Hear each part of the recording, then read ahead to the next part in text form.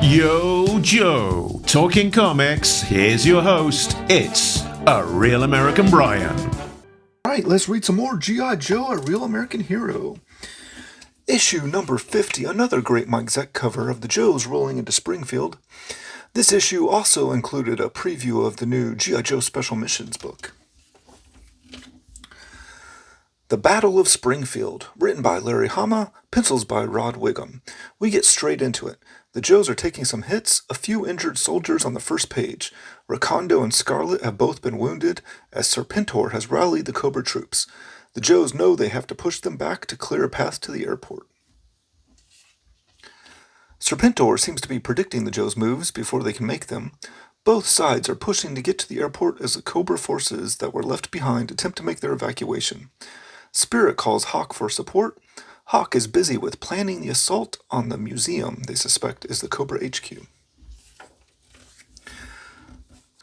Serpentor is enjoying being back on the battlefield where he belongs.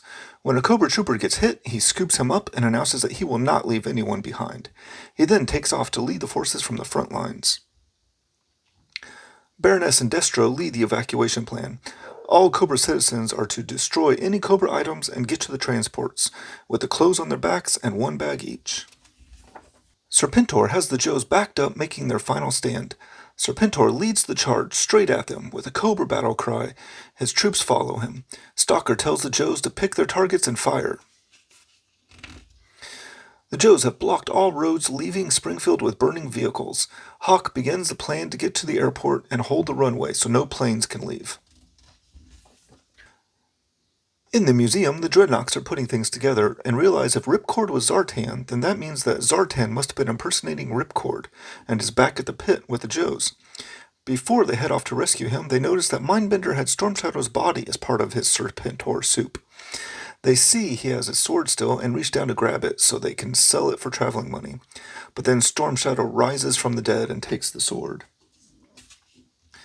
Destro is organizing all the Cobra personnel into groups like it is a school field trip. Baroness asks Destro to take the troops and overthrow Cobra Commander, but Destro will not. His loyalty means more than any love loss he has with Cobra Commander. Serpentor, still leading from the front, deep in the action now, takes a hit. He stops to treat the wound but continues on. His troops see him and are inspired. With the Cobras rallying again, the Joes are on the run. They jack a garbage truck and get the wounded on board as they make a run for it. The Dreadnoks are reacting to Storm Shadow being alive. He has gained some of the memories of the great warriors in the Serpentor creation process.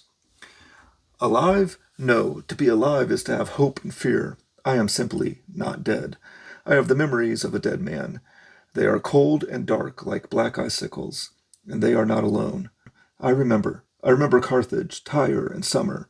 I remember the splendor of Rome's legions, the golden hordes of Great Khan, the smell of death at Ypres, Waterloo, Hastings, and Thermopylae. Just as Storm Shadow begins to trash Mindbender's equipment, the Joes attack the museum. The Joes overtake the museum. Storm Shadow and the Dreadnoks escape to fight another day. Hawk realizes that this HQ has been abandoned and he needs to get everyone to the airport to stop the evacuation. They find Ripcord and he is in bad shape but will be okay. Back at the airport, the Joes are waiting for the Cobra attack, but things are quiet. Zap begins poking around and finds a lift system in one of the hangars and an underground tunnel that runs as far as he can see. Then notices there are explosives set to blow the tunnel, and the countdown is on. The Cobras have all evacuated through the tunnel system to the football field. They set off the explosives and blow the entire empty tunnel system. Destro gets everyone on board their helicopters and gets them in the air, completing the evacuation plan. Baroness notes that there are 2 empty copters and asks him if he is really going to do what she thinks he's going to do. He doesn't owe Serpentor anything. The Joes' assault team and the garbage truck meet up with the team holding off the airport, but they are followed by some Hiss tanks and other Cobras.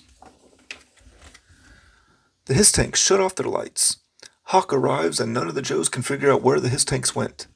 The Hiss tanks' lights come back on and they are charging at the Joes. As the Joes destroy them and take a closer look, there are no crew on board. The Joes find that the other Cobra vehicles on the roadway sitting at full throttle to hide the sound of helicopters that pick them up. The Joes watch as the transport helicopters fly away. Baroness and Destro on board a helicopter with Serpentor reflect on the battle and compliment Serpentor on his leadership. His plan to make the Joes think they were using the airport while secretly loading everyone up at the football field worked perfectly. Serpentor thanked them for coming back for him and appreciated the honor and the gesture. The entire population of Springfield is on their way to Cobra Island. The Joes realize that they just completely destroyed an entire town and have nothing to show for it. All the Cobra population are gone and left no sign of any Cobra-related material behind. Hawk will not be part of a cover-up. He will own up to this mistake with the jugglers. Meanwhile, on Cobra Island, Cobra Commander gets reports that the mission was a success, and Serpentor has shown himself to be everything Mindbender promised and more. The troops love him and will follow him to the end of the earth. Commander realizes that he can't let Serpentor land on Cobra Island. He will surely attempt to take over. Storm Shadow and the Dreadnoughts get back to their Jersey hideout to find Zarana there waiting for them in her first appearance. Wow, so much happened in this issue. The Battle of Springfield was amazing. I'm not going to have any trouble giving this one 5 flag points. This run of Joe issues is the best there is in my opinion. My favorite panel from this one is Storm Shadow rising out of the tank alive. Something to note, I'm reading these out of the reprinted trade paperback that IDW published, the classic volumes. Issue 50 was the last one that Marvel had previously recolored and reprinted, so the rest of the Marvel run I'll be using the IDW recolored pages, which aren't as good and a bit bright and garish at times. But that is for next time. This has been issue 50 of G.I. Joe, A Real American Hero. Now you know, and knowing is half the battle. Subscribe so you don't miss the next issue of this great story as things head back to Cobra Island. You've been watching A Real American Brian production in association with the letters G, I, and JOE.